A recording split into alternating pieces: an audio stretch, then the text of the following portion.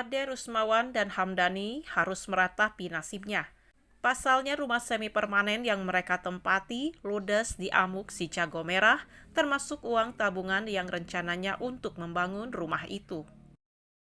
Peristiwa kebakaran itu terjadi pada Selasa dini hari, tepatnya di Kampung Nanggewer RT 3 RW 3 Desa Cijambu, Kecamatan Cipongkor.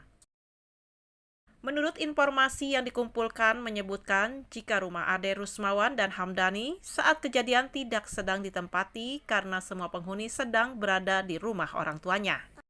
Mendapat informasi adanya kejadian kebakaran, aparat pemerintah desa Cijambu dengan sigap menuju lokasi untuk memberikan bantuan kepada korban. Dari kejadian itu, para korban menderita kerugian mencapai 220 juta rupiah. Sedangkan penyebab kebakaran masih dalam penyelidikan pihak berwenang.